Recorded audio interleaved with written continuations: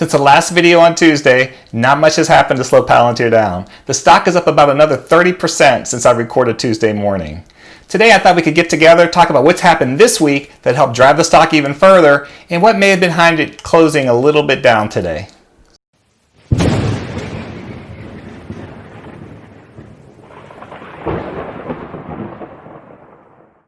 Hey guys, I want to welcome you back to the channel. I hope everybody had a nice safe holiday, and I want to let you know I really wasn't planning on making this video today. But after the way you guys stepped up and made this last video happen to be our third highest watched video ever and counting, so I thought in that video we talked about how we got from the direct listing to earlier this week and how the stock had performed. So let's talk about what's happened since then, because again, the stock hasn't slowed down. And again, just back to how popular Tuesday's video was, looking back, I noticed that the top 3 videos I have all had Palantir in it. So needless to say, you guys want to hear more about them, and your wish is my command, so we'll definitely keep covering them. Before we get into the news of what I think helped drive the stock this week and what maybe made it settle down a little bit at the end of today, I just wanted to let you know that Palantir is not new to this channel. Right now you can find thousands of videos on Palantir, it seems. And what I would just want to let you guys know with some of the value of to our subscribers is we've talked about Palantir well before most people it was on the radar. In fact, in our very first live stream that I did for the channel, celebrating when we had like 1,000 subscribers, I in that video or that live stream shared that Palantir was going to come out, and that was on August 28th. On September 2nd, which was like 4 weeks before the company came out, we had our very first dedicated video on Palantir. And after that, we had videos on Investor Day where I watched that and helped give you guys some details and also how to participate in it. We talked about valuation of the stock on the private market and what that might lead to where we think the stock will trade once it became public. We went over their filings as they were revised. We had a comprehensive review on the stock right before it started to trade. And we talked about the quiet period endings on IPO this week. So anyways, the reason why I tell you this is there's a lot of you guys that probably said just got into Palantir and you're feeling like you got in late. And we'll talk about, if you feel that way, some things you could possibly do to feel like you're not having that FOMO or that fear of missing out. But the reason that this channel can be really helpful is every week we have IPO this week where we talk about every company that's going to be coming out. So that way you won't hopefully miss the next Tesla, Amazon, or in this case, Palantir. But before we get into news, I do want to clarify one thing about the channel. And this is based on some of the comments, because there's got comments saying, so basically you're telling us to sell the shares, or, you were never very bullish on this stock and you never recommended it. Well, I do want to clarify, in this channel, I will never recommend anything for you to do. Buy, sell, avoid. That's not what the channel's about. It really is about me trying to give you the information, and then again, just trying to give you some of my personal insights. And when I look at a stock for myself, I wanted to know the pros and the cons and then evaluate that. That's what I'm trying to do for you guys and what this channel is about. If you're looking for someone to rah-rah you on, or to rah-rah Palantir on, there's a lot of other channels out there, and I want to keep you here because I want to give you the information. Watch those channels as well. I'm not telling you not to. But just if you're looking for me to tell you you should buy something or not, that's not going to happen here. I will discuss things in the comments with you, but my hope is that you guys will continue to learn more about investing and make the decisions that are best for you, because I'm not you. So again, if you're looking for someone to recommend you to buy or sell, not going to happen here. But what I'll do is hopefully share things and ways that I look at it, and hopefully maybe that's something you can learn from.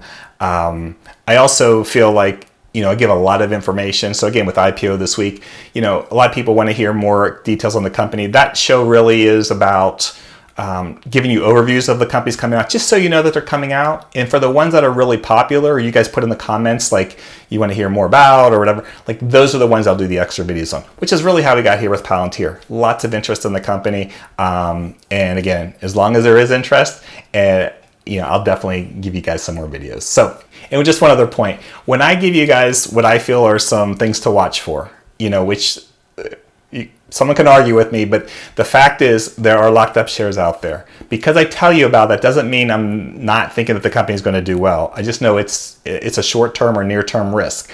What I want you guys to know is that I do think it's a solid company. I'm intrigued by it. And I think that the company has, a lot of potential. But just because I think that, that doesn't mean that the stock is going to keep going like on a runaway train. Anyways, I just wanted to clarify some of the comments just so you guys know where I'm coming from. My view of Palantir, which is, again, I'm intrigued by the company. I think it's a good solid company, but that's not what I'm worried about here. It's about some of the things that I see and some of the things that I would be concerned about for myself. Again, long-term company, there's a lot of positives to it, but you always want to try to make a good decision, and you don't want to just be riding that wave of momentum. All right, so what happened this week to help keep driving the stock up? So one of those things is that Palantir won a contract for the Army Modernization Network. So that's definitely one positive thing that helped drive the stock. Now, at this point, I don't know a dollar value on that, and I don't know if anybody does. And again, if you do, put it in the comments, because I always say I'm willing to learn from you guys as much, as I hope to share with you. But right now, it's hard to say to me what the value of that contract is. And again, was it worth to drive the stock up that much? The second thing was that Biden picked Avril Haines to be his new director of intelligence, and it came out that Avril Haines was a consultant for Palantir. It just goes again to help support the suggestion that I've made really from the get-go, from weeks ago, is that how the election turned out was not going to hurt Palantir. In fact, a lot of people see this as another positive aspect of Palantir, and what can help drive the stock forward. So again, this is another sign that the new administration most likely won't be hostile to Palantir, and in fact shows that there's more opportunities. And again, like a lot of things we've talked about, it's hard for me to see why a different administration is going to impact Palantir. Again, what they do might be a little bit different, but there's going to be a lot of opportunity for this company. And they have such a nice, long-standing relationship with the government. They've been successful for them. To me, there was really no concerns, no matter who won the election, that was going to impact them. So anyways, another sign of good news that would, I'm sure, help propel the narrative for Palantir stock to go up. Now today, as we saw in this short session, the stock came out gangbusters again, and you're like, oh my God, where's it going to end today? Then it settled down, and I was surprised that it came out as hot as it did, only because I had already heard from the news that Citron Research had come out with guidance on shorting the stock, and they put a price target of $20. So when you start seeing things like that, it does make you pause, and you can see how it could impact people's concern on the company. It's like, or what are they missing? Again, I don't know what the price will be. I don't know what it'll be. Some people are saying, could it be $50 by the end of the year? And my answer is, it could.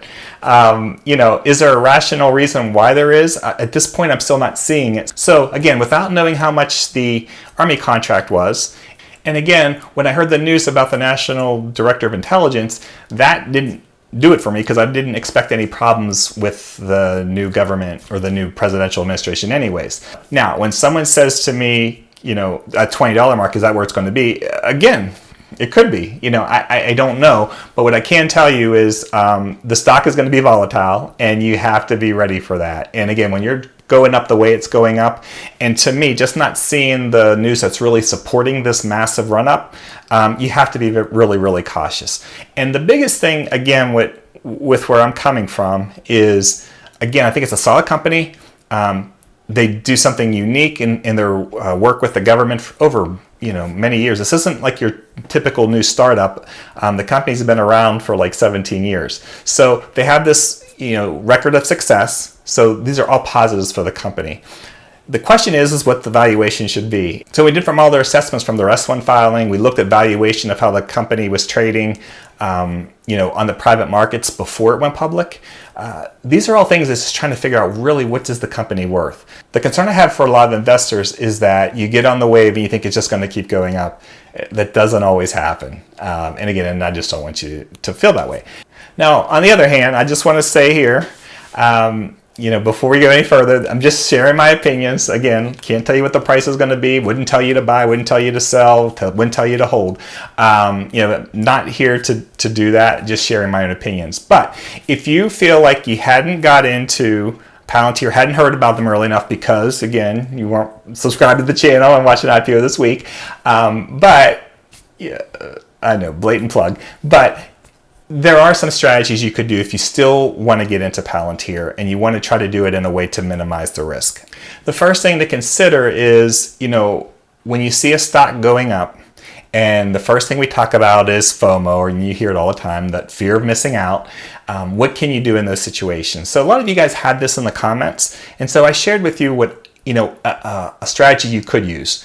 One is if you are sold on the company, you think it's strong, you think that the price might be a little bit high, but long term, you're willing to hold it long term. So one of the things you can do is take a small position now. So you buy, a smaller portion of shares than you might typically buy, and then you sort of wait for a better entry point. But what we do know is that the likelihood that the share price will go down, particularly as we come up to the lockups expiring, and again, we don't have the exact date of when the company's going to release its earnings, which is based on that date. And when I do have them, I will share that with everybody in the community. But you got to remember that people are going to look back before that date, so they're going to prepare. If they're looking to sell their shares, they're going to do it before they can. So people that are considering the lockup period will potentially sell those shares, days, weeks beforehand. So the point of that, though, again, is you have a likelihood that the share price will go down. So again, you could buy a little bit now because you don't want to miss out. So that way, if the stock keeps going up, to some of these reports of $100 in the next month or so, then you got in at a decent point. And you sort of satisfy that, I didn't miss out. Now, you might say, I wish I had more shares, but at least you have something. And from a psychological perspective, something's better than nothing. So that's one strategy you could do.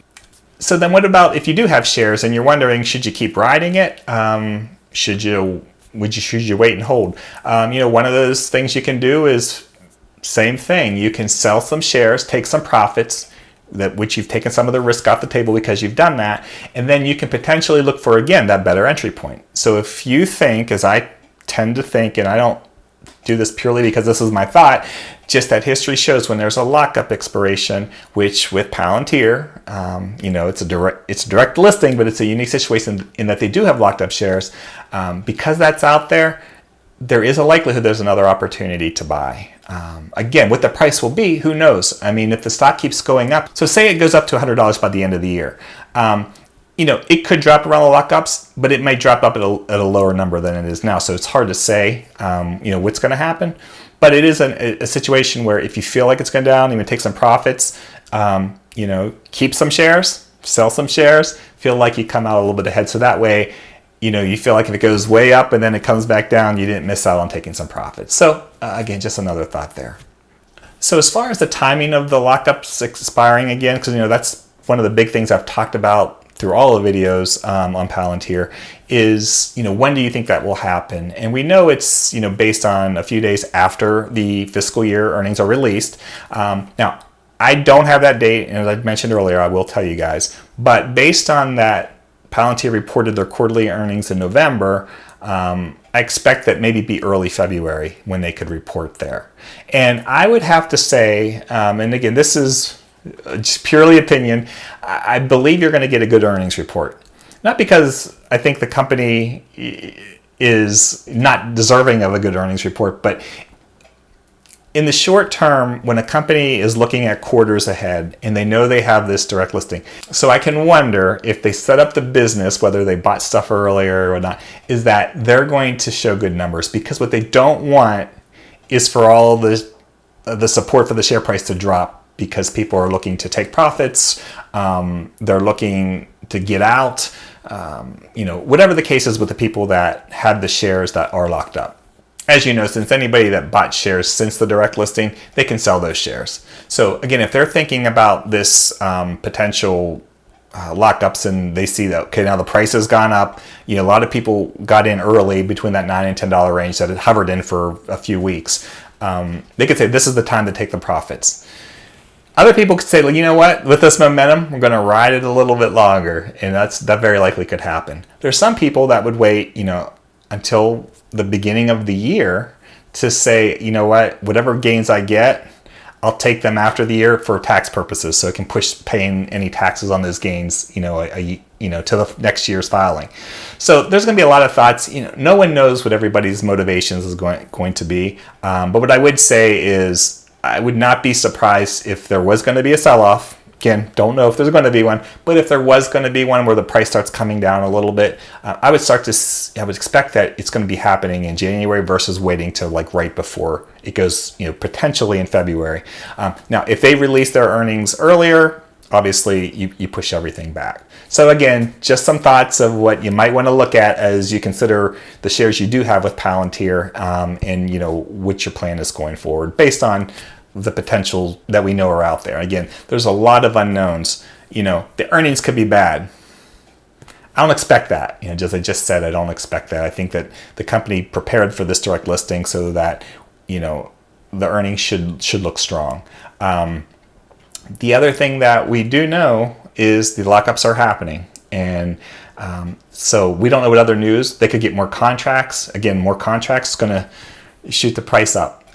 More news of other funds owning them could jump the price up. So many things to consider. But the only thing that I really know for sure that's happening is there's a lockup expiration. And that's why I just say caution. Not telling you to sell, not telling you to hold, not telling you not to buy, just telling you it's out there and it's something you should think about. I would feel really bad if I was just sitting here saying buy, buy, buy, when I do know that there's this potential for a decent sized sell-off coming, at the lockups. So anyways, I hope you liked the video, and if you did, please hit that like button, comment on it. If there's any questions you have, whether I can answer or someone else in the community, definitely ask them there. Or if there's something that you think that helped drive the price up higher this week that I missed, definitely put it in there. I mean, those are things that I'll learn from you guys as well. Oh, another thing, if you like this video, please share it, with your friends or on any of your social media sites. Again, just really helps grow the channel. And again, the more topics that tend to be popular are probably the ones where we get more videos on. So, so definitely do that. And if you're new here, definitely hit that little red subscribe button. It's totally free to join. We'd love to have you on board. And if you hit that notification bell too, you'll get that video as soon as it comes out. And with that, I hope you guys have a great weekend, and be on the lookout for our new episode of IPO this week. Again, where we have overviews of all the companies coming out or any news. We talk about, again, there's quiet period endings for big companies. We all talk about the lockup expirations. So definitely stay tuned for that. So I'll be talking to you guys soon. So thanks again for watching, and until next time, have a great day.